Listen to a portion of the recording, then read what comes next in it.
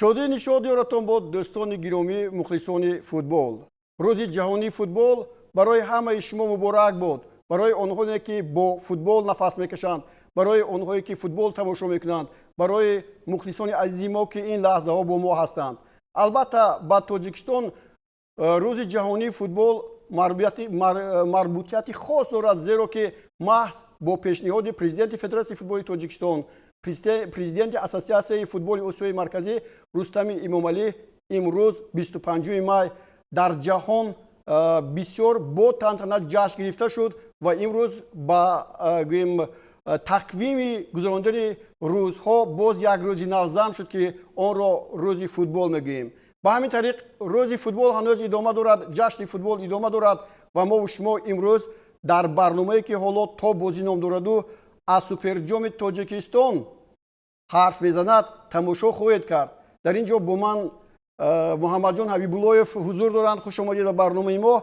پیش از همه به شما هم مبارک باشد، زیرا شما هم فوتبال باز بودید، هم مربی بودید، هم با فوتبال نفس میکشید و حالا با ما با حیث محلل بازی‌های فوتبال گوییم در برنامه ما اشتراک میکنید. سلامت باشه. من هم از فرصت استفاده برده میخواستم تمام مردم تاجیک رو با این روز برای فوتبال بازان تاجیک البته یک روزی خوب است، روز بهترین است، میخواستم تبریک و مبارکباد گویم و تمام مخلصان فوتبال، تمام چیزی که شما اشاره کرده گذاشتید، مخلصان شخصیت هایی که با فوتبال سر و کار دارند و کار میبرند با نورسان جوانان و عموما دسته یکچین، دسته یکچین ما رو نورسان و جوانان و دسته یکچین رو هم میخواستم با این روز تبریک گویم و البته امروز یکی از روزها است که بازی سوپر جام تاجیکستان گذرانیده می شود و چخیلی که میدونیم دو دسته ما، دو دسته بهترین، دسته استقلال و ریگا تدست امروز یکی باید غالب این مسابقه خود شود. خوب طور گفتیم این مسابقه هم بخشیده به روز جهانی فوتبال است. روز جهانی فوتبال در تاجیکستان خیلی بر وقت شروع شد. دوام یک هفته است که ما با اون نفس میکشیم.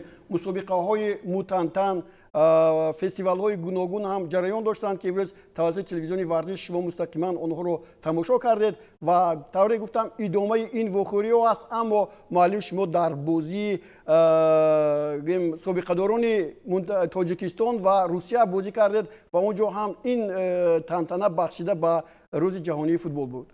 بله، البته چیزی که من بنیاد از فدراسیون فوتبال و شخصیتایی که این وقتی رو تشکیل کردن به هر میندارم، برای اینکه من هم چون یک فوتبال باز عادی یک نورس بودم در دوره اتحاد شوروی بازی مشق تمرین میکردم با فوتبال، لیکن رینا دسایف یا که یگور تیتو و الینیچ که دورنده یگانه بازیگر است که سابقه داری لیگ قهرمانان اروپا است و من این بازیگران رو از آینه نیلگون تماشا میکردم. من با من چنین چی نیامد که از نزدیک با اینها یک شناسایی داشته باشم، لیکن در همین مسابقه، در همین بازی، همین واخری ما توانستیم که مقابل همین لگند و ستاره های فوتبال دوره شوروی یک بازی برپا کنیم. یک جشن بود. بله، البته به حد یک جشن خوب بود و من فکر میکنم که در آینده، در مثال سال آینده چنین جشن ها، چنین بازی ها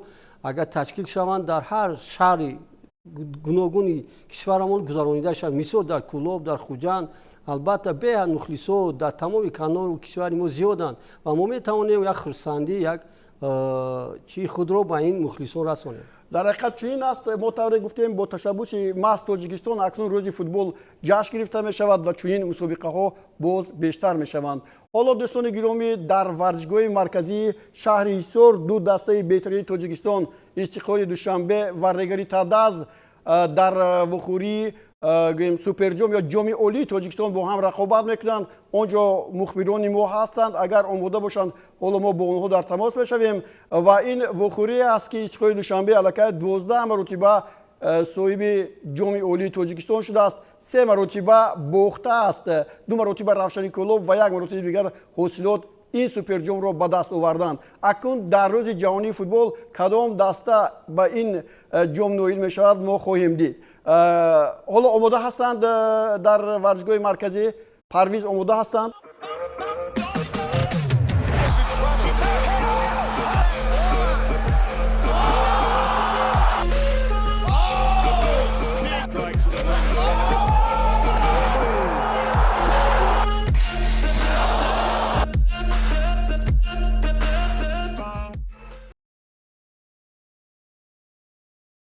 بله پرویز سلام علیکم شما در ورزشگاه هستید من فکر میکنم که امروز مخلصان از آغاز بازی سوپر جام تاجیکستان 2025 ما امکان پیدا کردیم با یکی از بهترین فوتبالبازان در تاریخ نوین فوتبال تاجیکستان سابق سروان دسته منتخب تاجیکستان خورشید محمودوف هم صحبت شویم که این زمان در پهلوی ما هستند. ایشون در گذشته هم تجربه بازی در رگارت دست و هم استقلال را داشتند و امروز طور ما آگاهی پیدا کردیم سوپر جام تاجیکستان را به میدان ما از خورشید محمودوف میبرند و خواستیم اطراف بازی در پیش ایستاده با آنها هم صحبت شویم و سوال اول هم این است که خوب از بازی امروز چه انتظاری ها است و نتیجه نهایی بازی امروز را шумо чигуна пешгӯӣ карда метавонед? Здравствуйте всем. Ну, я думаю, будет очень интересная игра. Играют сегодня, встречаются соперники именитые, что Регар, что Истихлол, с хорошим прошлым. Я думаю, победит сильнейший, как говорится, да. раҳмат хуб дар бораи хотираҳои худ мухтасар мегуфтед шумо дар регар тада солиёни зиёд бозӣ кардед вале натавонистед барандаи суперҷом шавед аммо дар солҳои 2014-2015 вақте дар ҳайати дастаи истиқлол будед ду бор тавонистед суперҷоми тоҷикистонро ба даст биёред аммо давраҳои ҳунарнамои бисёр хуби шумо зидди истиқлол маҳз дар регар тада сипарӣ шуда буд. Ну, я и играл и за Регар, и за Истиклол, но в каждом по-своему было хорошие времена, и за Регар мы 7 раз становились чемпионами. Да, не сложилось так, что не смогли взять суперкубок.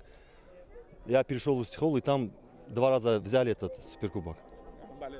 ташаккури зиёд дӯстони гиромӣ изҳори сипос мегӯем ҳамкорони гиромӣ боз ҳам навбатро ба шумо медиҳем ва мо ба бозӣ дар пеш истода ба ҳар ду даста ҳам истиқлол ва ҳам регар тада аст бозии бисёр хуб ва муваффақиятро орзуманд ҳастем.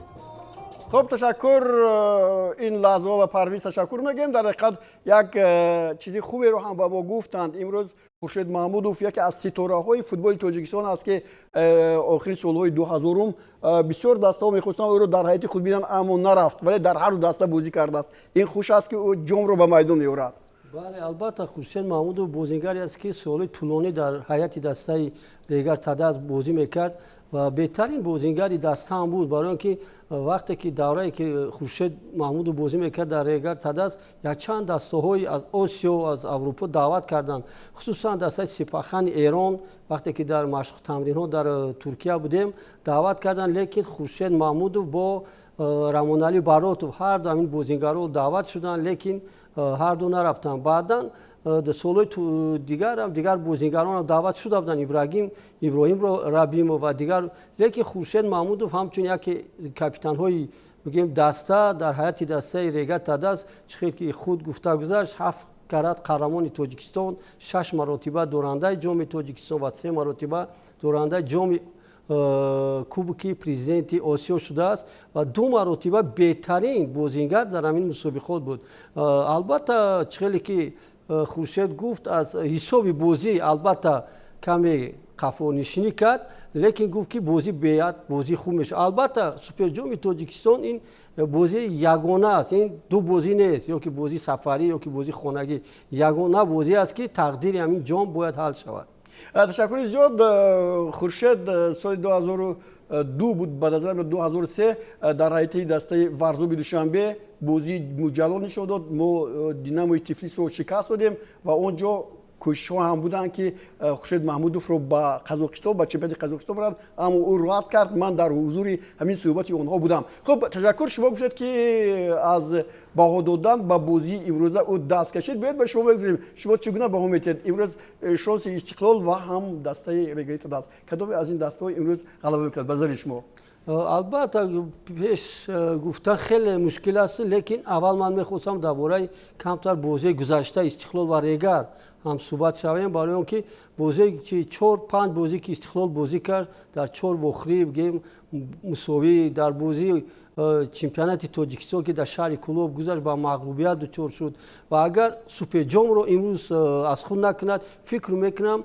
وضعیت دسته خیلی بد میشود برای اینکه من همچون سرمربی کار کردم در چمپیونات 1 بار 2 بار بخشیدن ممکن است لیکن سوپر جام این یک جامی است که چقدر که ما تاریخ سوپر جام رو امروز دیدیم 12 مرتبه دسته استقلال صاحب سوپر جام شدند فکر میکنم این جام فقط برای دسته استقلال беҳад хуб бозӣ мекунад. Амиро гуфтан дар кӯ дар ҳамин ҷом дастаи Истиқлол беҳад баромади хуб мекунад. Дастаи Регар Таъдаз дар давраи ман ҳам бозӣ мекардам. 3 маротиба мо ба бозиҳои суперҷом баромадем, лекин 3 маротиба аз дастаи Истиқлол мағлуб шудем. Ва ман имрӯз фикр мекунам ки баъди омадани Алишер Тухтаев, ки Алишер Тухтаев 10 сол мешавад ки дар ҳайати дастаи Истиқлол кор кард, медонад сустию сахтии дастаи Истиқлолро ва кӯшиш мекунад ки ҳамон бо дастае ки имрӯз роҳбарӣ мекунад Регар Таъдаз, албатта кӯшиш мекунад ки ғолиби ин ҷом гардад. ташаккури зиёд. Яъне шумо гуфтани ҳастед ки ҳоло аз коргардон хоҳиш мекунам ки бозиҳои 5 бозии охири Истиқлолро ба мо нишон диҳанд. шумо мегӯед ки яъне бо на он қадар рӯҳияи баланд Истиқлол ба ин бозӣ мебояд, зеро ки аз Равшани Кӯлоб мағлуб шуд. ҳоло инҷо мо ин 5 бозии Истиқлолро мебинем ки ҳоло ба мо нишон хоҳанд дод. ин лаҳзаҳо хуб аслан бохти Истиқлол аз дастаи Равшан шумо бозиҳо тамошо кардед. бубинед ин 5 бозии охир аст. Барчи мағлуб шуд аз Истиқлол, бо Исхата мусови бозӣ кард, хуб Гулбукро мағлуб кард, бо Вахш мусови бозӣ кард ва аз Равшан шикаст хӯрд. бале дута дуранг Истиқлол Вахш ва Исхата Истиқлол ва дута бурд дошт пеш аз бозӣ бо Равшани Кӯлоб ва дар бозии Равшан дар бозии чемпионати Тоҷикистон дар шаҳри Кӯлоб мағлуб шуд ва баъди ҳамин мағлубият умуман дастаро ба як чӣ баровардан, ба як зинае ки имрӯз гуфтем ҷоми суперҷом ин ягона ҷомест ки дар як бозӣ ҳаллу фасл мешавад. барои ҳамин ман фикр мекунам ки дастаи Регар баромадаш хуб аст. дар бозии охироне ки дастаи Регар бозӣ кард 3-0 ғалаба кард бар дастаи Ҳулбук. бале бале. ва вазъияти дастаи Регар албатта ба фикри ман хубтар ҳоло аст. инҷо ман мехоҳам натиҷаҳои бозии дастаи Регарро ҳам пешниҳодӣ мо кунанд. Регари Таъдаз ҳам фикр мекунам аз Истиқлол дида хубтар то ба ин бозиҳо наомадааст. унҷо дастаи Регари Таъдаз ҳам ба мағлубият дучор шуд ва дар охирин бозиаш бо ҳисоби мусовӣ 1-1 онро анҷом дод. бале чӣ хеле ки мо бозиҳоро дида гузаштем аз рӯи бозӣ охирон бозӣ ки ҳамин Истиқлол дар шаҳри Кӯлоб. хуб Регари Таъдаз, ҳоло мехоҳам Регари Таъдазро ба мо нишон диҳанд. мо натиҷаҳои Регари Таъдазро ҳам бубинем, дар ин бора бигӯем. ин бо натиҷаҳои Истиқлол ҳаст. интизор мешавем. бале инҷо бале Регар ҳосилотро мағлуб кард 1-0. хуб бубинед Регари Таъдаз бо Исхата мусови бозӣ кард, аз клуби марказии варзиш бохт, аз Хуҷанд ҳам бохт ва аз Исхата дуранг бозӣ кард. ҳоло боз як имкони дигар ҳаст. мо бо варзишгоҳи марказии шаҳри Ҳисор дар тамос мешавем. онҷо Парвизи Маҳмадамин интизор ҳастанд ки омода шаванд ва ба саволҳои мо ҷавоб гӯянд.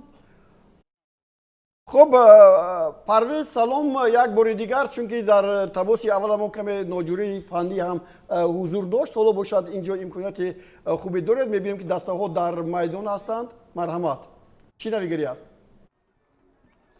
салом ҳамкорони гиромӣ, салом бинандагони арҷманд. бори дигар ба тамоми шумо рӯзи ҷаҳонии футболро ки бо ташаббуси бевоситаи президенти Федератсияи футболи Тоҷикистон муҳтарам Рустами Эмомалӣ эълон гардид ва имрӯз 25 май таҷлил мешавад, табрику таҳният мегӯем ва дар ин рӯзи ҷаҳонии футбол мо шуморо як рӯйдоди воқеан ҳам муҳим дар футболи кишвар интизор аст ва имрӯз бори 16ум дастаҳое ки ғолиби чемпионат ва барандаи ҷоми Тоҷикистон шуда буданд дар мавсими қаблӣ баҳри ба даст овардани суперҷоми Тоҷикистон рақобат мекунанд ва ин бозӣ дар варзишгоҳи марказии шаҳри Ҳисор ки ба наздикӣ чамани он пурра нав карда шуд ва чамани гибридӣ инҷо насб гардидааст баргузор мегардад. қабл аз оғози рақобати мазкур ҳоло мо суҳбате анҷом хоҳем дод бо собиқ сармураббии дастаи мунтахаби наврасони кишвар ва дар гузашта футболбози тими миллии Тоҷикистон ва яке аз беҳтарин бозигарон дар таърихи рақобатҳои лигаи олии футболи кишварамон Аҳлиддин Турдиев ва хушомадед мегӯям шуморо ба ин студияи албатта сайёри мо дар паҳлӯи варзишгоҳи марказии шаҳри Ҳисор. хуб интизориёт чӣ гуна аст аз бозии имрӯза ва рафти рақобати суперҷомро шумо чӣ гуна метавонед баҳо диҳед? боварӣ дорем ки имрӯз бозӣ хуб мешавад. маълум аст ки аз дастҳо чихе пеш аз бозӣ тамрин карда истоданд, тайёришон бисёр хуб аст. мо ҳам интизор ҳастем ки ҳар ду даста як бозии хуб нишон медиҳад ва голҳои зиёдро мо мебинем. хуб ба ҳайси футболбоз агарчанде таҷрибаи бозӣ кардан дар суперҷомро надоштед, аммо зиёд рӯйдодҳое буданд дар тарихи футболбозӣ шумо, аз ҷумла ғалабаҳо дар чемпионати дохилӣ, дар ҷоми Тоҷикистон ва албатта пирӯзӣ дар мусобиқаи ҷоми конференсияи футболи Осиё дар соли 2005 ҷоми президенти конференсияи футболи Осиё дар ҳайати дастаи Регар Тадас. Хуб, Истиқлол ҳам дар солҳои охир яке аз қувваҳои пешбарандаи футболи Осиёи марказӣ шуд ва фикр мекунам ин ду даста ки имсол дар Лигаи чемпионҳои дуи Осиё футболи моро намояндагӣ мекунанд, имрӯз метавонанд нишон диҳанд ки то кадом андоза тайёр ҳастанд ба чунин бозиҳои сатҳи баланд. бале, барои ҳар ду дастам чихе мо медонем, ҳар ду дастам таърихи бой доранд. мо медонем ки Истиқлол 12 карат барандаи чемпион аст, чемпиони Тоҷикистон аст. Инчунин дастаи Регар 7 карат чемпиони Тоҷикистон аст. Ба ҳар ду даста медонем ки онҳо дар Лигаи қаҳрамонои ду иштирок мекунанд. Барои ин ҳар ду даста имрӯз як экзамен, имтиҳон ҳам гӯем мешавад, барое ки мо медонем ки ҳар ду даста баъди бозиҳо дар бозиҳои байналмилалӣ иштирок мекунанд ва ин бозӣ бояд барои инҳо як бозии санҷишӣ ҳам гӯем мешавад. Барои аввал ҳар ду даста таърихи бой доранд. Фақат медонем ки Истиқлол яке аз дастаҳои пурқувваттарини Тоҷикистон ҳастанд ва бозии хуб нишон метиҳанд, ҳаракат мекунанд. Чӣ хеле ки мо медонем дар пештара мо медонем дар бозиҳои Лигаи чемпионҳо дида будем, онҳо нишон доданд чӣ хеле бозиҳои хуб нишон, натиҷаҳои хуба ба даст оварда буданд ва мо дар имсол ҳам аз Истиқлолу аз Регар ҳамун натиҷаҳои хубро интизор ҳастем. Хуб, бубинед, бо вуҷуди он ки ин ду даста имсол дар Лигаи чемпионҳои дуи Осиё иштирок мекунанд, дар оғози мавсим баъзе мушкилиҳо буд, ҳам барои Истиқлол, ҳам барои Регар Тадас. Барои он ки Истиқлол зинаи якумро аз даст дод дар Лигаи олӣ, Регар Тадас бошад на он қадар мавсимро хуб шурӯъ кард, баъдан ивази сармураббӣ ва оҳиста-оҳиста боз беҳбудиҳо дар кори ин дастаҳо дида мешавад. Дар чунин ҳолат вақте ин ду даста рӯбарӯ мешавад, оё дар бораи фаворит будани яке аз ин тарафҳо ё ҷониби дигар ҳарф задан мумкин аст, ё ин ки қувваҳо баробар ҳастанд дар суперҷом? ин бозӣ аз як бозӣ вобаста аст. Барои дар ин бозӣ ҳама чиз шуданаш мумкин аст. Барое ки як бозӣ аст, ҳар ду дастам ба ин бозӣ маълум аст ки хуб омодагӣ диданд ва ҳаракат мекунанд, як бозии хуб нишон диҳанд ва ҳамчунин мухлисоне ки дар ин майдон ҳастанд бо як нерӯи хуб аз ин майдон бироян раванд. Дар мавриди майдон чӣ гуфта метавонем? Чунки чамани варзишгоҳ нав карда шуд ва ин ду даста ҳамагӣ қаблан якбори дар ҳамин майдон бозӣ карда буданд. То куҷо ин чиз таъсир карданаш мумкин ё ин чиз аслан таъсир надорад? Майдони хуб аст. Чӣ хеле ки мо мебинем, майдони гибридӣ аст, алафу ҳам сунӣ бисёр хуб аст.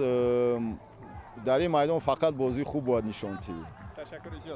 Хуб, ҳамкорони гиромӣ, бинандагони арҷманд, мо суҳбате доштем бо Аҳлиддин Турдиев, айни замон сармураббии дастаи шодмони шаҳри Ҳисор ва агар ҳамкорони гиромӣ саволҳои дигар бошад, албатта меҳмони мо тайёр ҳастанд то ба онҳо посух гуфта бошанд.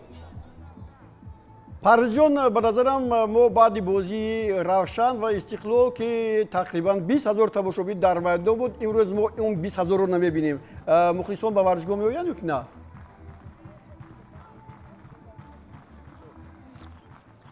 хуб, дар мавриди мухлисон бояд қайд кунам ки ҳоло дар варзишгоҳ ки бениҳоят бузург аст, беш аз 20 000 ҷои нишаст дорад варзишгоҳи марказии шаҳри Ҳисор.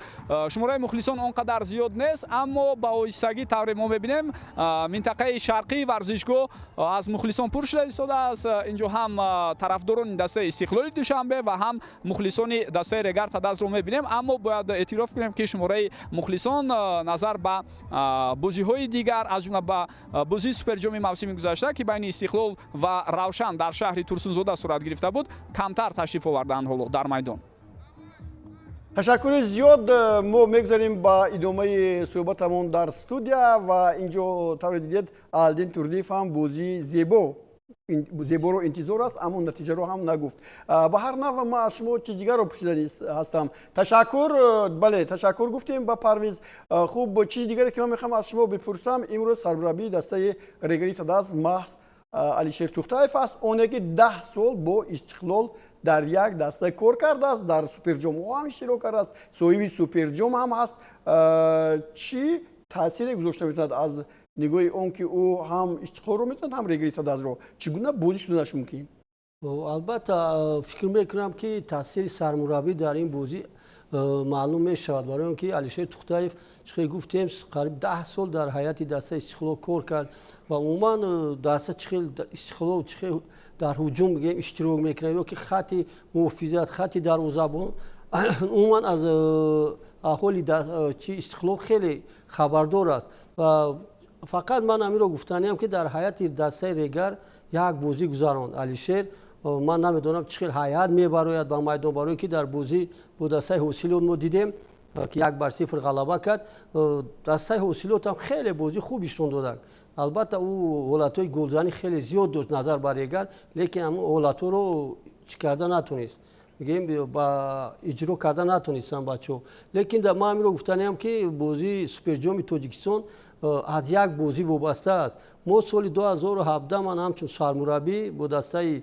حوصلات فرخور با استقلال واخوردم و ما هم تیاری خوب رو گپ ندیده بودیم و لیکن استقلال در ترکیه تیاری دید هیئتش هم خیلی هیئت پرقوت بود در هیئت دسته برادران وصیف برآمد میکرد عموما برانوفسکی بهت بازیگران از نگاه سویه فنی بسیار بلند بودند خیلی بلند بود ما که در جام افریقا بازی کردیم دسته حوصلات ما در ورزشگاه مرکزی باختیم با دسته فکرم علای اوش بود دو رنگ بازی کردیم از دو بازی ما از مسابقات بگیم بیرون رفتیم لیکن بعد همین بازی یک هوای دسته حوصلات نه اونقدر خوب بود نه مبلغ گذاری خوب بود نه یک نگاه و بین برای ما قریب یک 10 روز مشق تمرین نکرده بودیم لیکن برای بازی سوپر جام ما بچه‌ها رو دعوت کردیم یک روز پیش و یک مشق تمرین گذروندیم 1 ساعته و بازی با در همین میدانی حساب شد با بازی سوپر جام دسته حوصلات و دسته استقلال بازی کردیم در قسمت اول بازی ما 2-0 غلبه بازی را برنده بودیم بله لیکن همین بازی 2-1 با فایده استقلال با فایده حوصلات انجام یافت من گفتنیم که در این بازی ممکن ریگر هم غلبه کند یا که استقلال دسته امروز ایروی هیئتش پرقوت است چخیلی که علادین توردیف گفت هر دو دسته ما امروز یک امتحان است برای بازی جام قهرمانی 2 بله ما شما درست قید کردید اما من از سخنرانی سرمربی دسته استقلال کمی در خفر خجالت هستم میگه خب بازی است از یک بازی عبارت است باید حتما غلبه کنیم او درست تشریح نکرد که امروز استقلال در کدام وضع قرار دارد از وقتی که شما حالا گفته ایستادید از اون دوره که سال 2017 بود و حوصلات اونجا غلبه کرد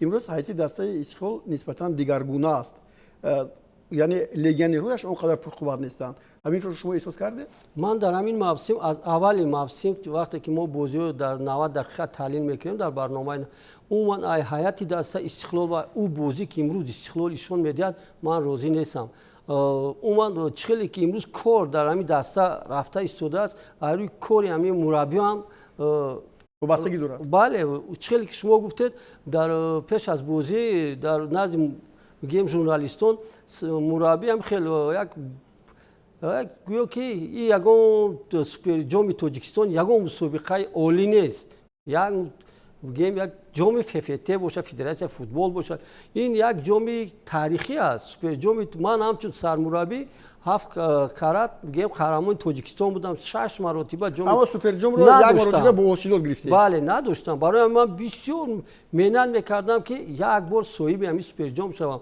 لیکن ما دیدیم سرمربی دسته استقلال با یک همین خیلی گویا که یگان مشکلی دسته ریگر با استقلال نمیدهد چیز دیگر رو میخوام از شما پرسم اینجا سوپر جام تاجیکستان است اما در جام تاجیکستان محض ریگریت دست این سال بر خوجان غلبه کرد اما تا به خوجان استقلال رو مغلوب کرد اصلا استقلال از جام تاجیکستان بی‌نصیب شد بله در خاطرم از 2-0 بله زاهدین رحیمов اونجا بود و امروز همین بچه‌ها با خود باوری نمیکنند که استقلال رو بریدن ممکن است چون که در جام که بریدن равшани коло бошад ба наздикӣ бури ду рӯз пештар аз ин мағлуб кард. чаро истиқлолро буридан мумкин набошад? ман фикр мекунам ки дар сари регат таъдад дар чемпионати тоҷикистон на он қадар хуб баромад дорад. дар ҷадвал дидем дар ҷои ҳафтум бале дар ҷои ҳафтум аст. ман фикр мекунам имрӯз Алишер Тухтаев як нақшаи хеле баланд хеле хуб мебонад, барое ки гем дар аз ҷои ҳафтум баромадан соҳиби медалҳо шудан хеле мушкил аст, лекин соҳиби суперҷом метавонад дар ҳамин бозии имрӯза соҳиби суперҷом шавад, соҳиби як обрӯ як натиҷаи хуб бигирад. баъди омаданаш хеле хуб мешавад барои Алишер Тухтаев ва умуман бояд як нақшаи хеле, ман фикр мекунам барои ин бозии Алишер Тухтаев бояд фақат барои ғалаба барои ин бозӣ а як бозӣ вобаста аст, дигар бозӣ ҷавобӣ ҳам надорад. хуб шумо хеле хуб гуфтед дар бозии Регери Тадас. бозии Регери Тадас мавриди таваҷҷӯҳи бинандагон дар 90 дақиқа ҳам шуд. кадом хати бозии дастаи Регери Тадас афзалият дорад ки нисбат ба Истиқлол беҳтар бошад? албатта мо имрӯз мебинем хати ҳуҷуми Истиқлол на он қадар хуб аст. барои ҳамин ман кам гол задааст. кам гол зада. умуман бозингаре нест ки агар Манучер Ҷалиловам иваз кунад дастаи Истиқлол ҳуҷумош зиёд шавад, чун ин бозингар дар ҳайати даста нест. албатта ҷавонон хеле зиёданд, мебароянд, бисёр меҳнат мекунанд ҷавонони Истиқлол, лекин имрӯз ман фикр мекунам ба ҷавонон кам вақт дода мешавад. на он қадар мураббӣ бо ҷавонон боварӣ дорад, лекин ман медонам ки имрӯз Алишер Тухтаев ҳамон тарафи чап рост ё марказ худи Алишер Тухтаев медонад ки кадом омилҳоро истифода барад. бале кадом сустии дастаи Истиқлол дар кадом мавқеъ аст, ё ки хати муҳофизат ё хати мо гуфтем хати ҳуҷуми Истиқлол на он қадар ки барои дастаи Регар на он қадар чӣ меёрад, дарди сар меёрад. бале лекин Регар Тадас дар хати ҳуҷум хеле бозингари хуб дорад, метавонад ки албатта хеле дар ин бозӣ ба дастаи Истиқлол як чиз зиёд биёрад, натиҷае биёрад. бале бале. дӯстони гиромӣ, дар марҳилаи аввали чемпионати Тоҷикистон ҳамагӣ чанд бозии дигари мафқуф гузошта боқӣ мондааст. аз ҷумла Истиқлоли Душанбе ҳам як бозӣ кам гузаронидааст, вале марҳилаи аввал ҷамъбаст шуд ва вахши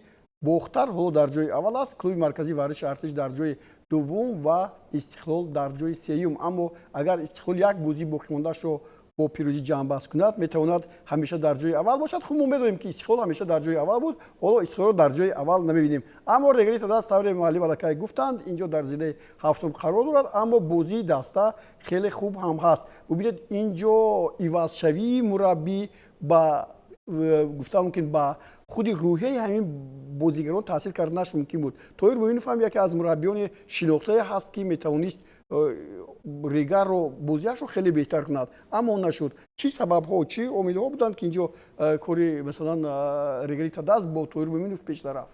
умуман ман фикр мекунам ки ҳоло кори Алишер Тухтаев мо надидем, дар як ҳафта кор кардан мураббӣ ягон корро ба анҷом расонда наметавонад. чӣ хеле ки имрӯз ҳам агар дастаи Регер Тадас бозӣ ишон диҳад, фақат ин кори Тоҳир Муъминов аст.